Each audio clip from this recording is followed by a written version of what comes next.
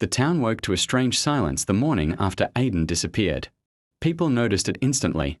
Birds weren't singing, the air felt heavier, and even the wind refused to pass through the abandoned neighborhood.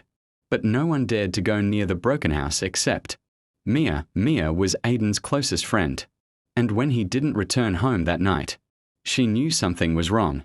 She followed his usual shortcut path and soon reached the crooked street. Her stomach tightened as she saw the broken house standing like a dark shadow against the pale morning sky. The gate was slightly open, though. It had been expecting someone. She whispered to herself, Aidan must be in there. Then, gathering her courage, she stepped inside. The house looked even worse in daylight. Dust floated like dead memories, and the walls seemed to pulse as if alive. As she walked down the hallway, her eyes landed on the scratched names on the wall. She leaned closer. Every name was completely forcefully carved, and all were crossed out. Then she froze. A T, the bottom of the list, was a fresh one. Aidan. Her breath shook. What happened to you? A faint sound answered her, not a whisper, this time. It was a faint knocking, coming from somewhere upstairs. Slow, steady, and unnatural. Mia followed the sound, climbing the same staircase that Aidan had taken hours earlier. At the end of the corridor, the cracked mirror stood in the middle of the room.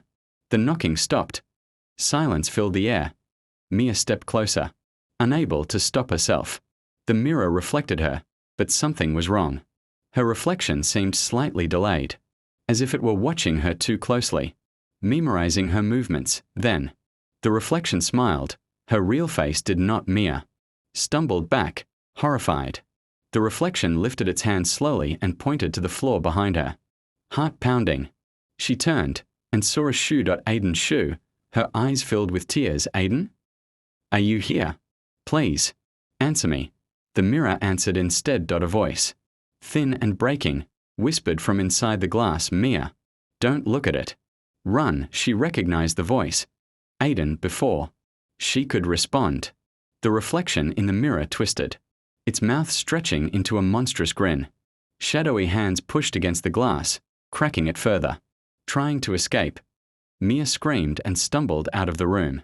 She ran down the stairs, past the hallway, past the silent walls, until she burst through the gate into daylight.